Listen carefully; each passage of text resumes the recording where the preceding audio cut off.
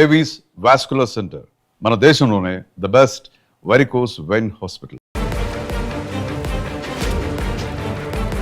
Welcome to iDream news. This is Pavan. So నాన్వేషణ case అయితే ప్రస్తుతం సోషల్ మీడియాలో చాలా విపరీతంగా వైరల్ అవుతుంది. సో మన పంజాగుట్ట పోలీస్ స్టేషన్ నుంచి ఇన్స్టాగ్రామ్కి ఒక లెటర్ వెళ్ళింది. డెఫినెట్లీ నాన్వేషణ అరెస్ట్ చేసే ఛాన్స్ ఉంది అని చెప్పేసి సోషల్ మీడియాలో విపరీతంగా ట్రెండ్ అయిపోతుంది. సో దానికి సంబంధించి ఇన్స్పెక్టర్ రామకృష్ణ సార్ ఉన్నారు. సార్ని ప్రాపర్గా ఈ డీటెయిల్స్ అన్ని అడిగి తెలుసుకునే ప్రయత్నం అయితే చేద్దాం. Sir hi sir. హాయ్ అండి. సార్ ఈ నాన్వేషణ కేసు సోషల్ మీడియాలో అందరు ఇంట్రెస్ట్ చూపిస్తున్నారు సార్. యాక్చువల్లీ విపరీతంగా వైరల్ అయిపోతుంది. అసలు దీని గురించి మన స్టేషన్ నుంచి కూడా ఇన్స్టాగ్రామ్కి ఒక లెటర్ రాశారు అని చెప్పేసి తెలుస్తుంది సార్. దాని గురించి ఏమైనా ఇన్ఫర్మేషన్? మామూలుగా పోలీస్ స్టేషన్లో ఏదైనా కేసు విషయంలో మాకు ఏదైనా డిపార్ట్మెంట్ నుంచి కానీ ఏదైనా ఇన్స్టిట్యూషన్ నుంచి కానీ మాకు ఇన్ఫర్మేషన్ కావాల్సి వచ్చినప్పుడు సాధారణంగా మేము లెటర్ పెడతాం. అదే ఇన్వెస్టిగేషన్లో భాగంగానే ఇన్స్టాగ్రామ్ వాళ్ళకి కూడా మేము మెయిల్ చేయడం జరిగింది. దీంట్లో ఇప్పుడు ఈ పర్టికులర్ కేసులో కళ్యాణి అని చెప్పేసి ఒక కంప్లైంట్ మాకు కంప్లైంట్ ఇచ్చారు 29th డిసెంబర్ రోజున. ఆ కంప్లైంట్లో ఏంటంటే హిందూ మతానికి సంబంధించినటువంటి చాలామంది ఫీలింగ్స్ని భంగపరిచే విధంగా మాట్లాడాడు. ఇన్స్టాగ్రామ్ పేజ్లో నాన్వేషన్ అనే ఇన్స్టాగ్రామ్ పేజ్లో మాట్లాడారని చెప్పేసి, అకౌంట్లో మాట్లాడారని చెప్పేసి కంప్లైంట్. దాంట్లో కొంతమంది దేవతలను కూడా కించపరిచారు అని చెప్పి, తర్వాత ఇంకొక సినీ హీరోని కూడా బెదిరించినట్టుగా మాట్లాడారు, థ్రెటన్ చేసినట్టుగా అని చెప్పి కంప్లైంట్ చేసి దాని మీద ఎఫ్ఐఆర్ చేసాం మేము. ఆ ఎఫ్ఐఆర్లో బిఎన్ఎస్ సెక్షన్స్ 351, 79, 299 తర్వాత ఐటీ యాక్ట్స్ కింద కేసు కట్టి దాంట్లో ప్రైమరీ ఇన్ఫర్మేషన్ మేము కలెక్ట్ చేయడానికి ఆ ఇన్స్టాగ్రామ్ సోషల్ మీడియాలో జరిగింది కాబట్టి దానికి సంబంధించిన ఆ అకౌంట్ పర్టికులర్ అకౌంట్ ఎవరిది దాని డీటెయిల్స్ కోసం మేము అడిగాం. ఆ అకౌంట్ అవన్నీ డీటెయిల్స్ అన్ని వచ్చిన తర్వాత ఫర్దర్గా మాకు కావాల్సిన ఇన్ఫర్మేషన్ మళ్ళీ అవసరం ఉంటే అడుగుతాం, మళ్ళీ దాని మీద ప్రొసీడ్ అవుతాం అనమాట. సార్ అంటే ఎలాంటి ఛాన్సెస్ ఉన్నాయా సార్? అతను ఇక్కడికి వచ్చే ఛాన్సెస్ కానీ ఇక్కడ నుంచి అతన్ని రెప్పించే ఛాన్సెస్ కానీ ఏమన్నా ఉన్నాయా సార్ కేసు తీవ్రతను బట్టి? అంటే మీరు అన్నట్టు కేసు తీవ్రతను బట్టేసి దానికి ప్రొవిజన్స్ కూడా ఉన్నాయి. నోటీస్ సర్వ్ చేయడం, లేదంటే అరెస్ట్ చేయాలి అనుకుంటే అరెస్ట్ కూడా చేయడానికి అవకాశం ఉంటుంది. ఎందుకంటే నేరం ప్రూవ్ అయితే ఎవరినైనా చట్టం దాని ప్రకారం చేయాలి. మన పంజాగుట్టలోనే కాకుండా వేరే స్టేషన్స్లో కూడా అతని మీద కేసెస్ ఫైల్ అవుతున్నాయి సార్. కొంచెం నెంబర్ ఆఫ్ మెంబర్స్ వచ్చి అతని మీద ఫైల్ చేయడం జరుగుతుంది. అదేమన్నా స్ట్రాంగ్ అయ్యే ఛాన్స్ ఉందా సార్ అలా చేయడం వల్ల? యాక్చువల్గా ఇప్పుడు మా పంజాగుట్ట పోలీస్ స్టేషన్లో కంప్లైంట్ ఇచ్చింది అయితే సోషల్ మీడియా ప్లాట్ఫామ్ ఇన్స్టాగ్రామ్లో, తర్వాత అదేవిధంగా ఫేస్బుక్లో వచ్చిన లింక్స్ బేస్ చేసుకొని మేము ఎఫ్ఐఆర్ రిజిస్టర్ చేయడం జరిగింది. మీరు అన్నట్టు వేరే పోలీస్ స్టేషన్లో కూడా ఎట్లాంటి కేసెస్ అయితే అన్ని కేసెస్ని సీనియర్ ఆఫీసర్స్ ఆదేశాల మేరకు క్లబ్ చేసి ఒకటే చోట ఇన్వెస్టిగేషన్ జరిగేటట్లుగా సైబర్ క్రైమ్ పోలీస్ స్టేషన్స్లో జరిగేట్టు చేసే అవకాశం కూడా ఉండొచ్చు. వేరే పోలీస్ స్టేషన్స్లో ఏం కేసు రిజిస్టర్ అనేది ఇన్ఫర్మేషన్ మాకు లేదు. సో మనమైతే ఇప్పుడు ఆ యూజర్ ఐడి అతందా కాదా అని కన్ఫర్మేషన్ కోసం అయితే ఒక లెటర్ పంపించిన మా డీటెయిల్స్ కోసం అంతే కదా సార్? అది ఒక కలెక్షన్ ఆఫ్ ఎవిడెన్స్లో అదొక భాగం.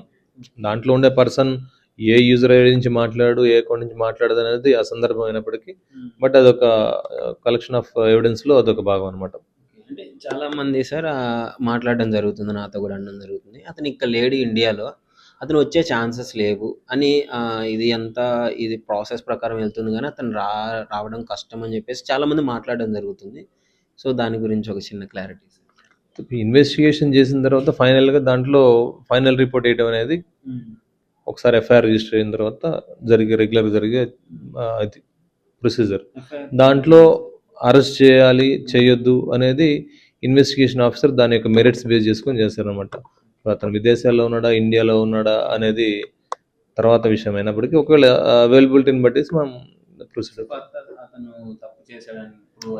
ప్రూవ్ అయితే ఖచ్చితంగా ఆ ప్రొసీజర్ కూడా మేము ఫాలో అవుతాం.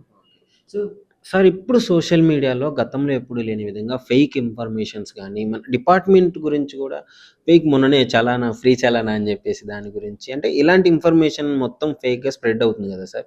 ముఖ్యంగా ఏ వచ్చిన కాడ నుంచి చాలా ఎక్కువైపోయింది.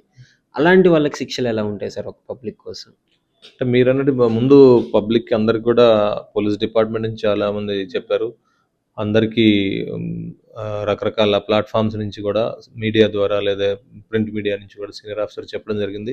మీరు అన్నెసరీగా వేరే ఫేక్ మెసేజెస్, ఫేక్ న్యూస్ మీరు అనవసరంగా ఫాలో అయ్యి వాటి మీద మీరు రియాక్ట్ అయిపోయి మోసపోవద్దని చెప్పేది ముఖ్యంగా చెప్పేది ఇన్ఫర్మేషన్ అనమాట.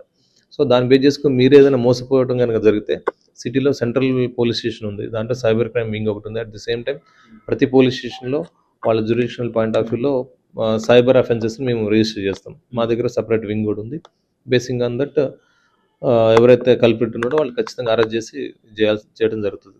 మీరు అన్నట్టు శిక్షల విషయానికి వస్తే చీటింగ్, ఇన్ఫర్మేషన్ టెక్నాలజీ యాక్ట్, ఎందుకంటే సోషల్ మీడియా ప్లాట్ఫామ్స్ యూజ్ చేసుకొని చేశారు కాబట్టి ఐటీ యాక్ట్ కింద కూడా వాళ్ళని ప్రాసిక్యూట్ చేసే అవకాశం ఉంటుంది. సార్ ముందు అంటే ఈ రిలీజియన్స్ గురించి కూడా చాలామంది సోషల్ మీడియాలో వాళ్ళ భావ ప్రకటన చేస్తూనే అంటే మరీ విపరీతంగా దిగజారిపోయే విధంగా మాట్లాడడం జరుగుతుంది కదా సార్.